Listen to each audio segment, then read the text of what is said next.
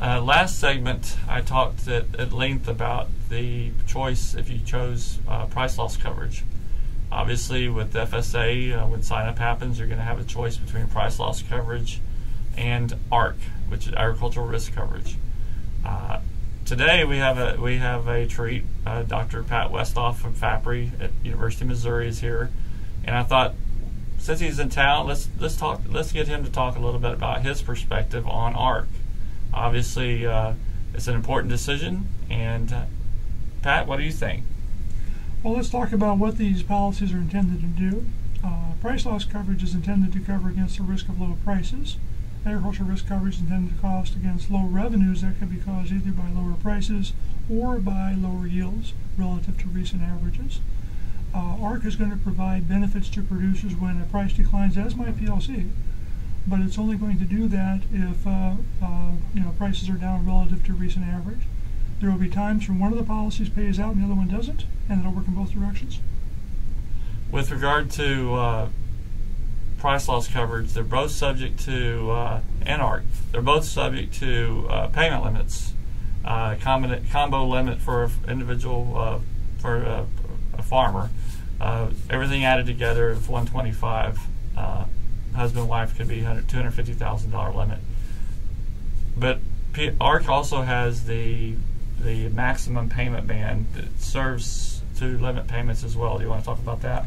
Right. So in ARC, you're going to look at a benchmark first of all. The benchmark is going to be defined by what a recent average of prices is and a recent average of yields, whether it be the county level if you choose the county option, or at the farm level if you choose the farm option. You multiply the one by the other, get a benchmark revenue, and then you take 86% of that. The important thing to note is that, or one of the many important things to note is that no matter how low revenues go because of low prices or because of low yields, the maximum payment under ARC is going to be 10% of that benchmark. So again, you can trigger a payment in some cases sooner than you would under PLC. If you think about corn or talking about soybeans under the current market circumstances. But on the other hand, if you had a really low set of prices for an extended period of time, those payments would have a limit on how large they could possibly be. One of the interesting elements to all this is that we just, nobody knows the future, but I know that your group has analyzed these alternatives quite a bit for different crops. One of the things that I tell producers, obviously, if you're a row crop producer and you're looking at the reference prices as being kind of the support level you're going to be protected by the government, used to protect by the government.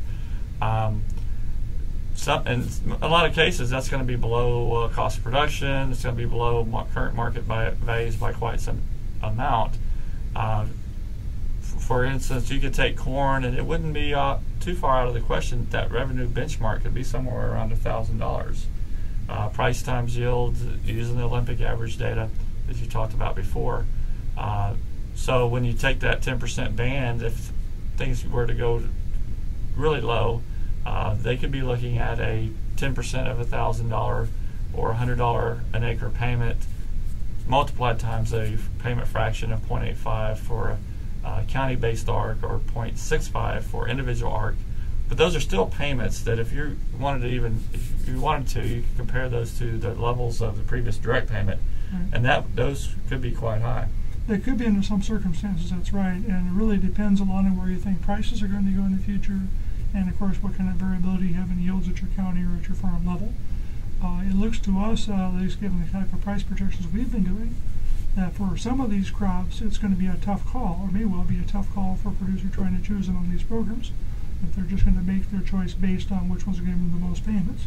For some other commodities, maybe a much easier choice, where it'll be pretty clear from the start that one of the options will provide a larger average payment than the other one will. But it's certainly true that, again, if you have a drop in revenues that are caused by lower prices or by lower yields, these payments can be much larger than previous direct payments were, at least under some circumstances. Sure. One of the things that I get asked by producers at meetings all over the state and other meetings that I do as well is, what are you finding? What should we do? And I'll just say that I tell producers that we're not in any position to tell you which one to choose. And what's, rules of thumb, that's really the way people ask me. What's a rule of thumb? If you're a wheat farmer, and have you found this, or a corn farmer, And I was just going to ask you, just say if you found anything that you were willing to share with anyone. Sure. Again, we would not want to tell people you should do this or you should do that, because obviously these choices are going to depend on people's preferences and people's expectations for the future. What's going to happen in markets, what's going to happen in the things that they care about. But I'd say there's probably two indicators that are worth looking at. First is what you think the average payment is likely to be in the future under each of these programs. And there will be different profiles for those two programs as we go forward. For some commodities, as I said, it may appear to be a relatively clear-cut choice, where we look like we'll probably have a lot larger average payments if we choose one of those two options over the other. On the other hand, there may be other cases where it's a much closer call.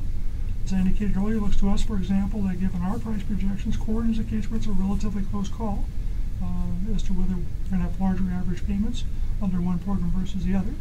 So then it comes down to the question of, well, what sort of risks are you most concerned about? What sorts of risks are most relevant to you in your operation?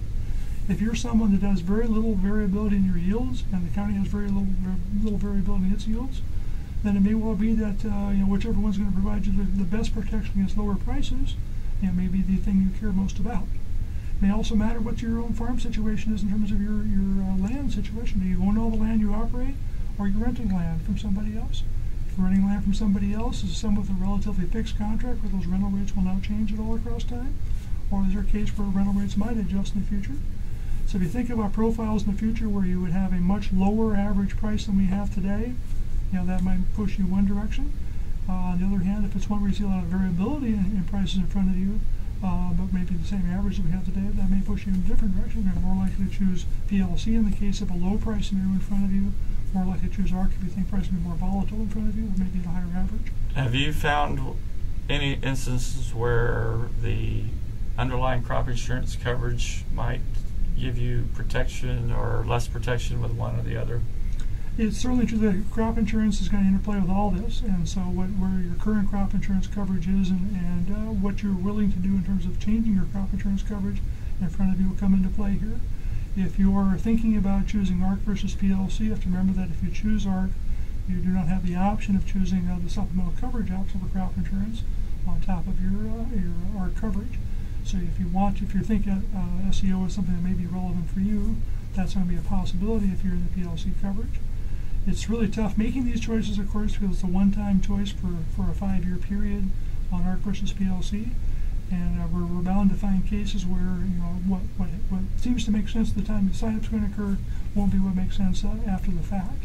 We do encourage people to look carefully at these options. Don't rush to make a decision. I'd want to see what kind of time frame FSA is going to allow for sign-up, and this may be a case where being the first person to sign up may not be to your advantage. You may want to get as much information as you can about prices and so on in 2014-15 marketing year, so you have a better estimate of what payments will be at least that very first year of the program. Well, thanks, Pat. I couldn't agree with what you said more. That's one of the reasons why Texas A&M and University of Missouri teamed up to develop the decision aids, and we've been working on for quite some time to help producers with this decision, because frankly, it is your decision. It is something that's going to affect you for many years to come, and we want to provide you the best decision support system we can, and hopefully, as Pat said, that when sign-up does occur, you really take the time to evaluate this for your operation. Until next time, thanks again, Pat, for agreeing to sit down here with me, and we will focus more on some of the other policy changes next time. Thank you.